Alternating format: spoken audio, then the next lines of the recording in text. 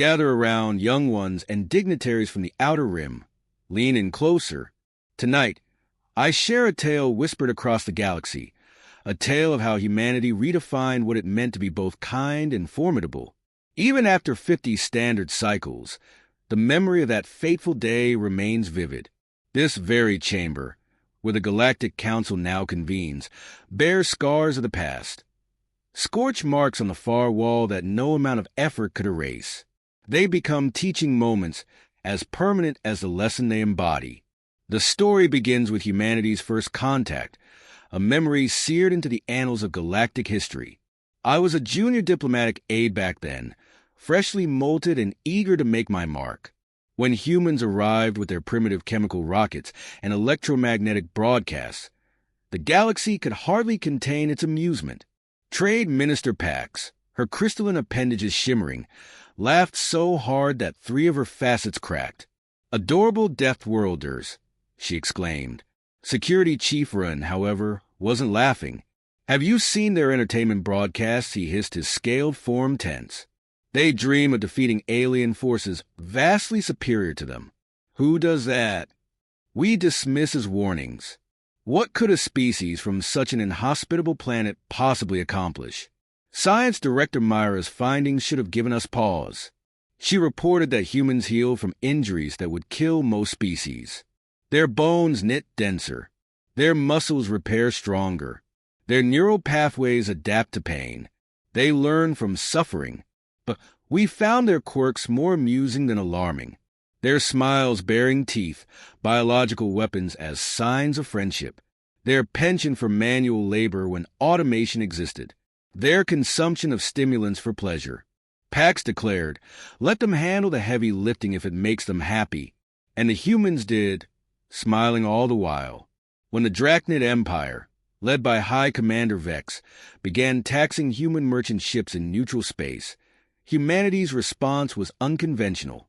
Instead of rage or threats, they sent older, smaller ships, deliberately unattractive to pirates. Clever pets, Pax mused. But these older ships carried cargo that, when stolen, caused havoc. Defective gravity plating and mislabeled salvage that disrupted Drachnid operations. Humans apologized profusely for the mishaps, smiling all the while. Run grew increasingly agitated. "They're planning something," he warned. But we dismissed him. After all, humans were harmless newcomers, right? Even when they accepted colonies on harsh worlds with high gravity, extreme weather, and deadly wildlife, they did so with enthusiasm. New Eden, they named their first colony, a promise, not just a name. High Commander Vex saw humanity's patience as submission. He imposed further restrictions. Mysterious accidents plagued human settlements, and trade routes became hazardous. Still, humanity adapted, building their colonies stronger and thriving in adversity. Ambassador Sarah Chun, humanity's representative, spent her free time tending to a garden near critical infrastructure. We thought nothing of it, blinded by our own arrogance. Then Vex made the worst mistake in galactic history. He attacked New Eden. Reports flooded into bombed schools, hospitals, and residential areas. Chun called an emergency session, her calm demeanor chilling. "New Eden is under attack," she announced, her voice resolute. Vex laughed.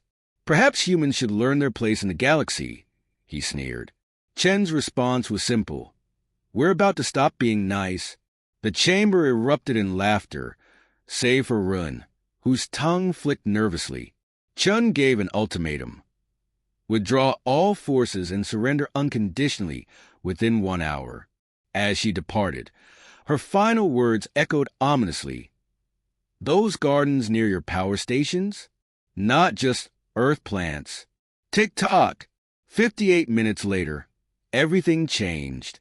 The chamber plunged into darkness, communication devices failed, and security fields collapsed. The primitive human ships shed their outer hulls, revealing sleek warships powered by advanced dark matter drives. Across Drachnid military vessels, power failures and cascading system shutdowns occurred simultaneously. The earth plants in Chen's gardens activated, revealing themselves as biological quantum computers, now controlling the Drachnid infrastructure. High Commander Vex's shields failed one by one, and his ceremonial armor blared something humans called rickrolling, a prelude to the chaos. Admiral Jane Martinez appeared via quantum resolution hologram. Her smile mirrored Chen's, cold and calculating. "We were hoping to keep playing nice," she said. The chamber walls became transparent, revealing the terrifying majesty of humanity's true fleet. Black ships with non-Euclidean geometry, seemingly bending space itself. When Vex attempted a final act of defiance, activating a superweapon to destroy New Eden, it failed spectacularly. Humans had replaced it with a hologram 6 months earlier. Vex's defeat was total. Drachnid forces surrendered unconditionally, their empire reduced to a single planet under strict probation. The galaxy learned an indelible lesson: never mistake kindness for weakness. In the aftermath, humanity returned to their usual helpful selves. Ambassador Chen brought apology cookies to the council and resumed gardening. The Drachnid Empire, once dominant, now teaches kindness under human guidance. Vex himself oversees kindergarten classes, a poetic twist of fate. And so, young ones, remember this. When a species from a deaf world offers friendship, accept it with gratitude. For humanity's capacity for kindness is rivaled only by their ability to prepare for something far greater. Now, if you'll excuse me, I have a gardening appointment with Ambassador Chen. After all, no one keeps the humans waiting anymore. But that's not the end of the tale, is it? Because every species now tells stories of the day humanity stopped being nice.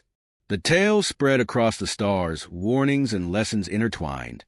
It's said that the humans' capacity for kindness is only outmatched by their meticulous preparation. New galactic policies were born overnight, reshaping the structure of interstellar politics. Trade Minister Pax found herself heading the Galactic Fair Trade Commission, aided by a human advisor who spent much of their time engaging in video games, a uniquely human pastime. Security Chief Rin became a direct collaborator with human military trainers, his paranoid instincts finally validated. And Science Director Mira, forever curious, received a quantum garden as a gift. She claims it watches her while she sleeps, a gentle reminder of humanity's mysterious ingenuity. Meanwhile, Vex's fall from power became an enduring symbol. Teaching children the basics of kindness on Drachnid's sole remaining planet, he represented the stark consequences of underestimating humanity. The Drachnid Empire, now a model of politeness and cooperation, serves as a cautionary tale for any species tempted to exploit or undermine the Deaf-Worlders. You might wonder, young ones, if the human smiles have returned to their genuine warmth or if they're still preparing for something greater. That question lingers, an unanswered mystery keeping many of us awake at night. Their gardens flourish, their ships traverse the stars, and their goodwill seems endless. But deep down, we all remember, their capacity for kindness is a choice, not a necessity. And so, my advice to you, as you step into the galaxy, accept humanity's friendship with open arms. Cherish it, for while their smiles bring light, their wrath is a darkness no species wishes to see again. Now, if you'll excuse me, I see Ambassador Chun in her garden. She's invited me to help plant some new flowers. And one thing is certain, no one keeps humans waiting anymore. Not after what we've seen.